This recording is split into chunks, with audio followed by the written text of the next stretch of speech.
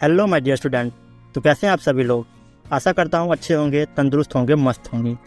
तो गाइस, जैसा कि आप सब लोग देख पा रहे होंगे कि आज से हम अपना एक नया सीरीज स्टार्ट करने जा रहे हैं, जो है क्लास 11th का पॉलिटिकल साइंस का, यानी कि जो आपका फर्स्ट बुक है पॉलिटिकल साइंस का। आज से हम इसका सिलेबस स्टार्ट करने जा रहे हैं। और गाइस, ये वीडियो क्लास 11th का जो पॉलिटिकल साइंस है आपका फर्स्ट बुक, इसका वीडियो नंबर 1 होने वाला है। और आज की इस वीडियो हम देखेंगे पार्ट 1 को, यानी कि जो हमारा पहला चैप्टर है संविधान, इसके बारे में हम देखेंगे। और ये जो हमारा चैप्टर है संविधान, इसका पार्ट 1 वीडियो हमारा ये है। इसके अलावा ये आपको 2 पार्ट और मिलेंगे, यानी कि पार्ट 2 और पार्ट 3, यानी 3 पार्ट्स में हमने इस चैप्टर को कवर किया है। तो इसके अलावा भी आपको 2 पार्ट्स में और मिलेंगे। और ये जो हमारा वीडियो है ये हमारा है पार्ट 1।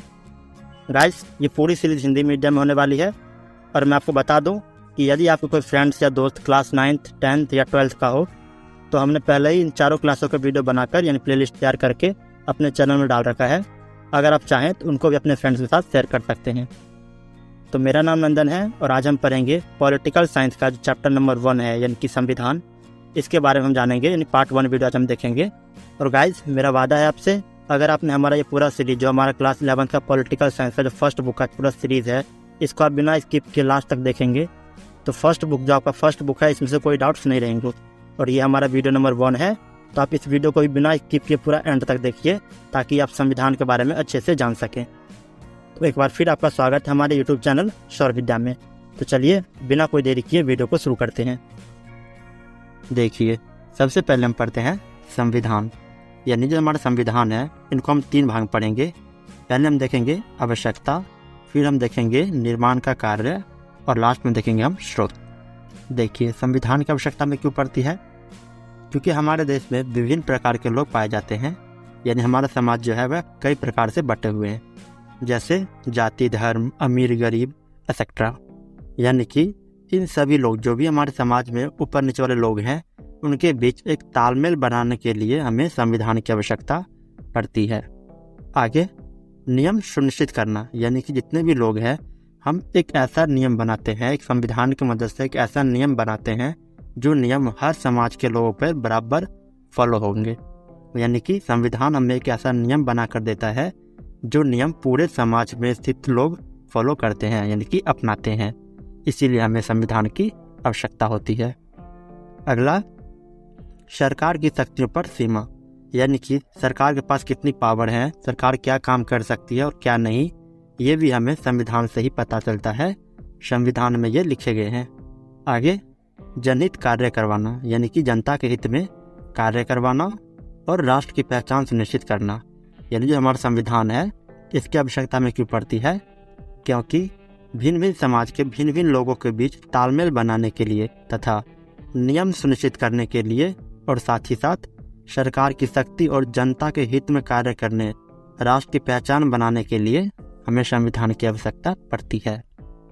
आगे देखिए, संविधान निर्माण का कार्य, यानी संविधान सभा द्वारा। अर्थात संविधान का निर्माण कैसे हुआ? संविधान सभा द्वारा। देखिए, अगला क्या है? सभी समुदायों की भागीदारी, विचार विमर्श एवं सहमति पूर्वक निर्णय, यानी कि संविधान सभा के जितने भी सदस्य थे उनके विचार को अच्छे से सुनकर, समझकर, और जो अच्छे लगे उनको संविधान में ऐड किया गया। नेक्स्ट, स्रोत, यानी कि स्रोत, हमारा संविधान कहाँ कहाँ से लिया गया इसके बारे में हम देखते हैं।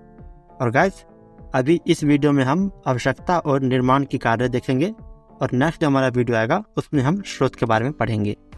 तो देखिए, स्रोत कौन कौन से हैं संविधान का? यानी कि जो भारतीय संविधान है वह कई सारे संविधानों का एक मिश्रण है, और उनमें से कुछ संविधान यानी कुछ देशों का नाम यहाँ दिए गए हैं। और वो क्या है? देखिए, पहला है हमारा ब्रिटिश संविधान, यानी कि जो हमारा भारतीय संविधान है उनके कुछ अनुच्छेद जो है वह ब्रिटिश से लिए गए, यानी कि ब्रिटिश संविधान से भी लिए गए हैं। ब्रिटिश, फिर है अमेरिका, कनाडा, फ्रांस और आयरलैंड। इन सभी देशों से कुछ नियम एवं कानून लिए गए हैं हमारे भारतीय संविधान में। चलिए आगे देखते हैं। देखिए, अगला क्या है? संविधान, यानी कि अब हम संविधान के बारे में डीपली जानते हैं कि संविधान क्या है।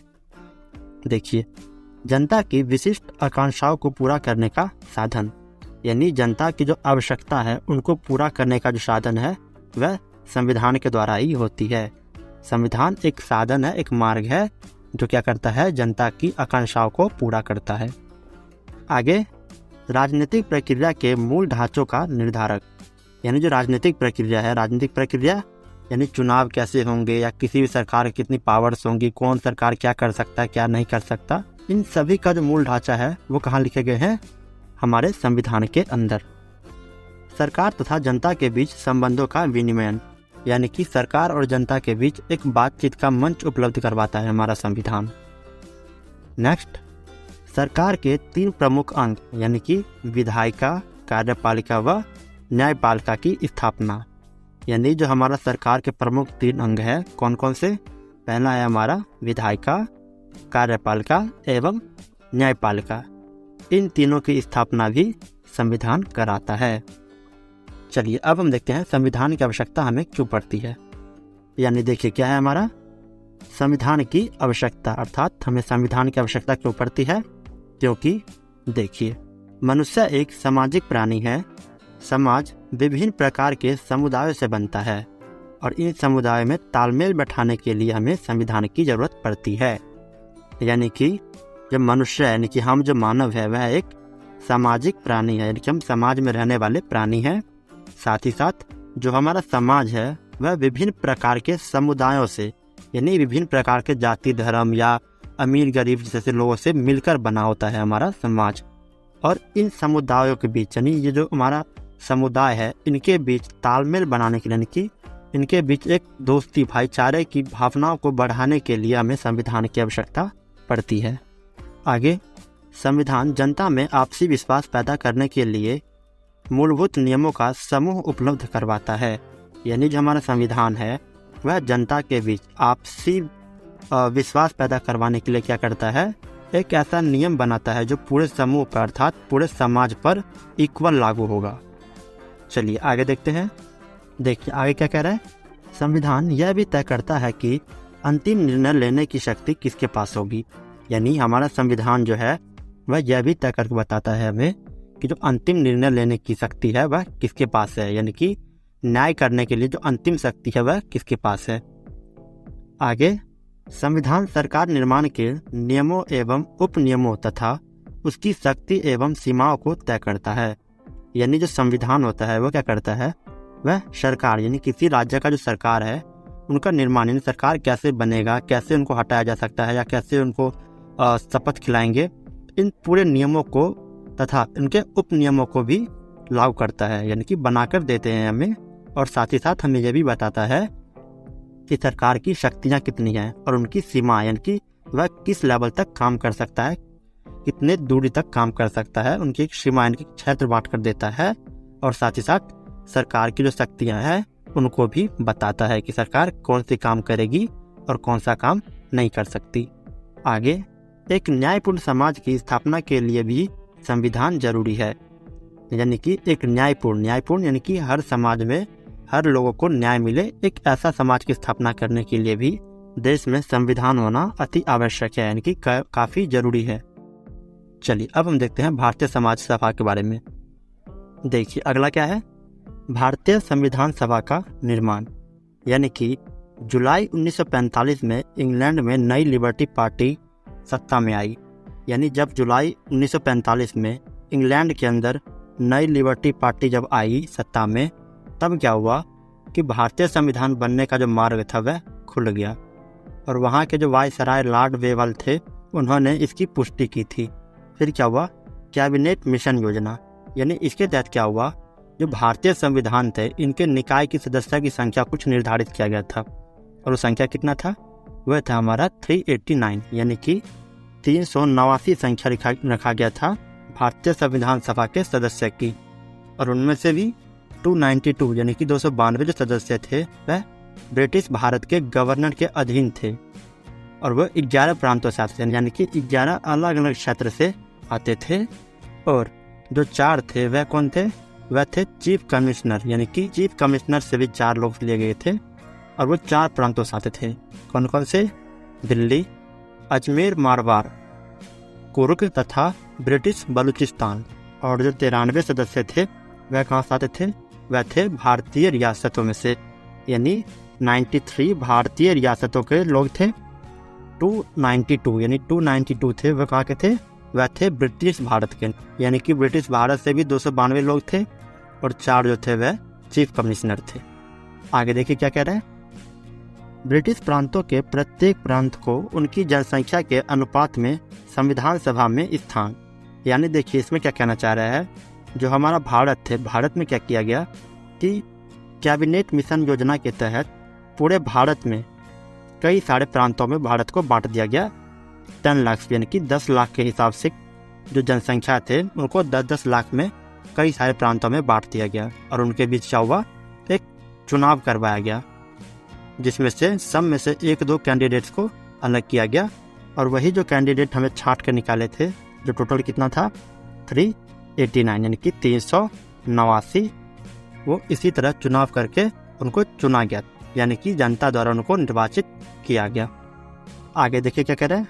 प्रत्येक प्रांत की सीटों को 3 प्रमुख समुदाय मुस्लिम, सिख एवं सामान्य में उनकी जनसंख्या के अनुपात में बांटा गया, यानी जो प्रत्येक प्रांत थे उनको 3 प्रमुख समुदाय, 3 बड़े बड़े समुदाय में बांटा गया। और वो क्या था, पहला था हमारा मुस्लिम, सिख और सामान्य, यानी इन 3 समुदाय में बांट दिया गया प्रत्येक सीटों को। देखिए आगे क्या बता रहे हैं। 3 जून 1947 को माउंटबेटन योजना के अनुसार भारत पाकिस्तान विभाजन तय हुआ, यानी 3 जून 1947 को क्या हुआ कि माउंटबेटन योजना के अनुसार भारत और पाकिस्तान को अलग कर दिया गया।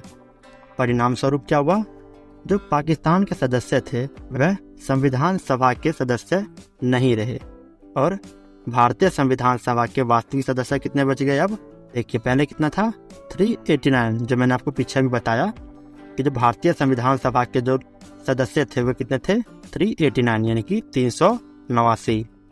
जब पाकिस्तान भारत से अलग हो गया तो ये 389 से यानी 389 से कितने बच गए, वह बच के केवल 299 यानी कि 299 रह गए। चलिए आगे देखते हैं। देखिए आगे क्या है हमारा, संविधान सभा के गठन, यानी संविधान सभा है इनका गठन कैसे हुआ। देखिए सबसे पहले क्या हुआ, संविधान सभा के विधिवत उद्घाटन, यानी जो संविधान सभा थे उनकी विधिवत उद्घाटन कब हुआ हमारा, उनका उद्घाटन की स्टार्टिंग कब हुआ संविधान का, दिन सोमवार यानी मंडे के दिन था 9 दिसंबर 1946 को सुबह 11 बजे संविधान सभा का गठन का उद्घाटन हुआ। फिर क्या हुआ, पहले ही बैठक में यानी कि 9 दिसंबर 1946 को ही क्या हुआ कि डॉक्टर सच्चिदानंद सिन्हा को संविधान सभा का अस्थायी सदस्य यानी कि अध्यक्ष बना दिया गया। फिर उसके 2 दिन बाद क्या हुआ कि 11 दिसंबर 1946 को जो हमारा डॉक्टर राजेंद्र प्रसाद थे इनको संविधान सभा का स्थायी सदस्य बना दिया गया। और दोस्तों मैं आपको बता दूं, जो हमारा डॉक्टर राजेंद्र प्रसाद है वे हमारे भारत के प्रथम राष्ट्रपति भी रहे, यानी राजेंद्र प्रसाद ही हमारे भारत के प्रथम राष्ट्रपति भी थे। और साथ ही साथ उनको 11 दिसंबर 1946 को ही क्या किया गया, संविधान सभा का स्थायी अध्यक्ष बना दिया गया। और संविधान सभा का जो प्रारूप समिति थे वह कौन थे, वह थे हमारे डॉक्टर भीमराव अंबेडकर। चलिए आगे देखते हैं। देखिए आगे क्या हुआ, 13 दिसंबर 1946 को पंडित जवाहरलाल नेहरू द्वारा उद्देश्य प्रस्ताव लाया गया, यानी कि जो 13 दिसंबर 1946 को क्या हुआ कि पंडित जवाहरलाल नेहरू द्वारा एक उद्देश्य प्रस्ताव लाया गया, जिसके तहत क्या था कि भारत के भावी प्रभुता संपन्न लोकतांत्रिक गणराज्य के जो रूपरेखा थे उनको दर्शाया गया था हमारे उद्देश्य प्रस्ताव के अंदर। और इसे एक्सेप्ट कब किया गया, इनको एक्सेप्ट किया गया 22 जनवरी 1947 को, यानी जो हमारा उद्देश्य प्रस्ताव था उनको 22 जनवरी 1947 को संविधान सभा के जो सदस्य थे उन्होंने एक्सेप्ट किया, उन्होंने उनको स्वीकार कर लिया। फिर देखिए क्या हुआ, जो हमारा भारत का संविधान था उनको बनने में टोटल कितना समय लगा, वह लगे 2 वर्ष 11 महीने और 18 दिन, यानी कि 2 साल 11 महीने 18 दिन जितना लंबा समय हमारे भारतीय संविधान को बनने में लग गया। और इसमें टोटल 166 बैठक हुई। आगे देखिए क्या हुआ, 26 नवंबर 1949 को अंगीकृत भारतीय संविधान को 26 जनवरी 1950 को विधिवत रूप से लागू कर दिया गया, यानी कि जो हमारा भारतीय संविधान था वह पूरी तरह से बनकर रेडी कब हुआ, वह हुआ 26 नवंबर 1949 को।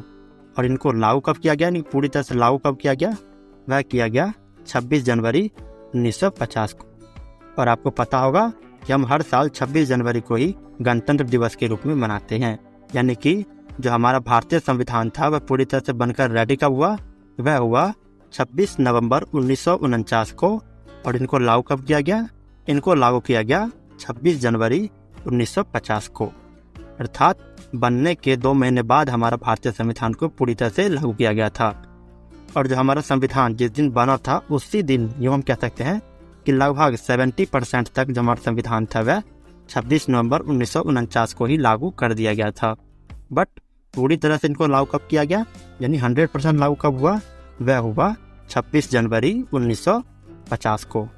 चलिए आगे देखते हैं।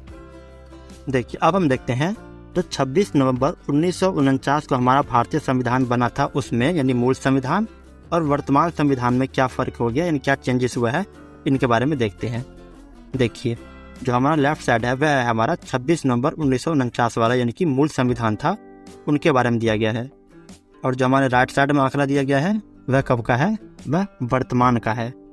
यानी कि देखिए 26 नवंबर 1949 यानी जो हमारा मूल संविधान था उसमें टोटल 395 अनुच्छेद, 22 भाग और 8 अनुसूचियाँ थी, जो कि अब बढ़ के वर्तमान में कितना हो गया, 395 से ये हो गया 470 अनुच्छेद, 22 से हो गया ये 25 भाग, यानी कि 22 भाग पहले थे मूल में, अब कितना हो गया, अब ये हो गया 25 भाग।